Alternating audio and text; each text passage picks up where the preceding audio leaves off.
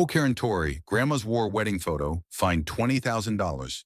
The neighborhood was quiet, but Karen's voice could wake the dead. This street's an eyesore. And I'm fixing it, she barked, her clipboard practically glued to her manicured hands. She was the HOA's self-appointed queen, and nobody dared cross her until she crossed a line that couldn't be uncrossed. Karen had ruled Maple Grove with an iron fist for years. Her obsession with standards meant lawns mowed to exactly 1 inch, mailboxes painted regulation beige, and no Christmas lights past January 5th. Most neighbors grumbled but complied, too tired to fight her petty tyranny. But Grandma Rose, the 92-year-old widow at 214 Maple Lane, wasn't most neighbors. Her little yellow house, with its chipped paint and overgrown roses, was Karen's personal crusade. Rose's home wasn't just a house, it was a time capsule of her life with her late husband, Henry, a World War II veteran who died decades ago. The roses were his gift to her, planted after he returned from the war. The faded paint was the color they'd chosen together, and inside, on the mantel, sat their wedding photo from 1943, a black and white treasure capturing their love amidst wartime uncertainty. Karen called it clutter. Rose called it her heart. The trouble started innocently enough. Karen, in her daily patrol, left a notice on Rose's door, non-compliant exterior. Repaint by next week or face fines. Rose, with her arthritis and fixed pension, ignored it. She'd lived through worse than Karen's threats, bombs in London, letters from the front, Henry's long silences.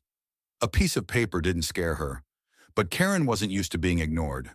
The notices piled up, each one sharper, until Karen showed up in person one crisp October morning. "You're bringing down property values." "Rose," Karen snapped, standing on the porch in her pristine blazer. Her voice carried across the street, drawing curious glances from neighbors. "This isn't personal. It's policy." Rose, leaning on her cane, squinted at her. "My Henry built this house with his hands. You don't get to tell me how to keep it." Karen's smile was all teeth. "You'll regret this." She stormed off, already plotting her next move.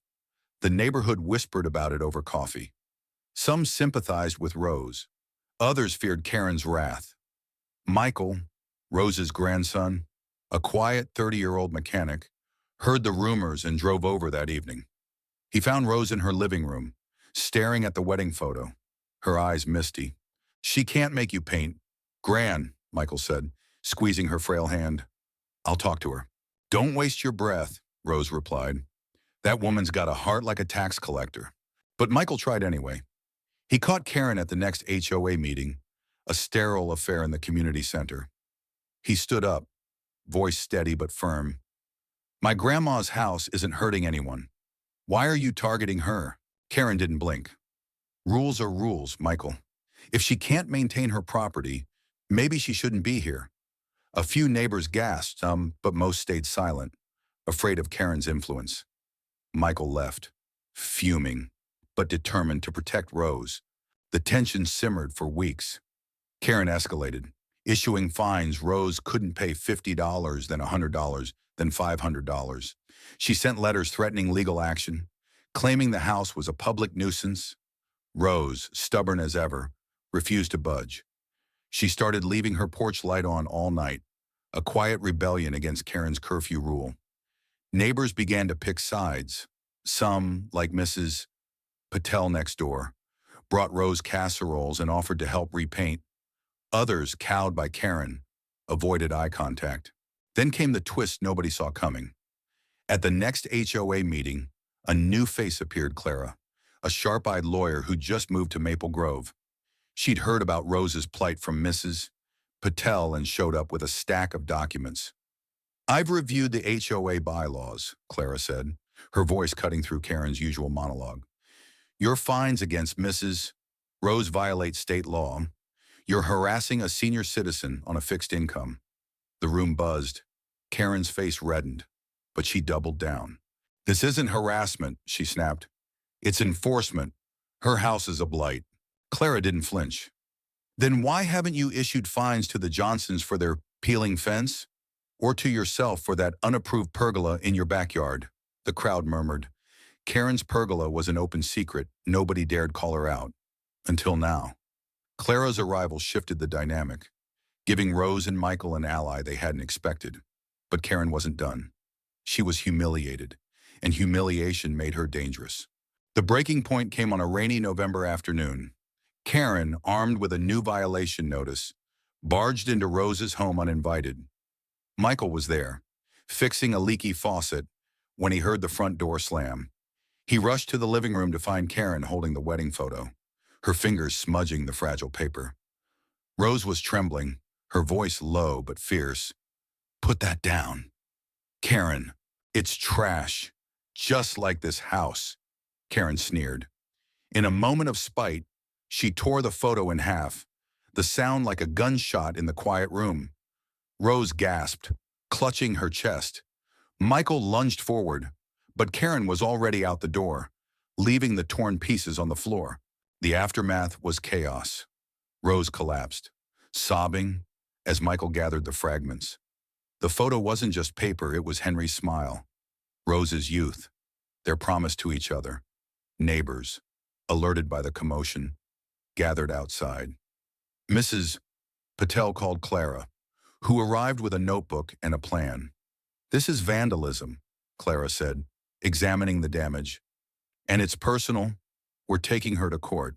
The lawsuit was swift and brutal. Clara, relentless, proved Karen's actions weren't just petty, they were illegal. The torn photo, a priceless heirloom, was valued at $20,000 for its historical and emotional significance.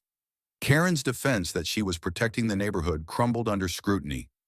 The judge, a no-nonsense woman with a soft spot for veterans, didn't hold back. "You destroyed a piece of history out of spite," she said, slamming her gavel.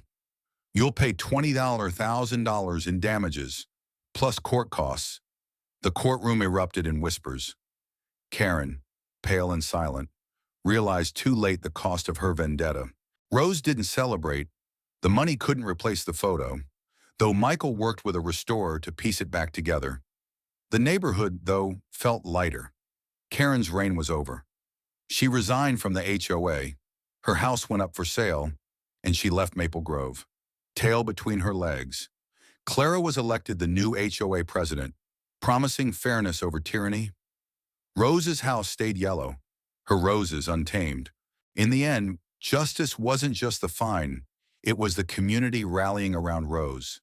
Neighbors helped repaint her porch, not because of rules, but because they cared.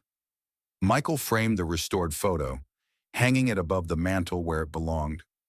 Rose, smiling faintly, said, "Henry would have liked that." What do you think? Did Karen get what she deserved? Or was the punishment too harsh? Share your thoughts.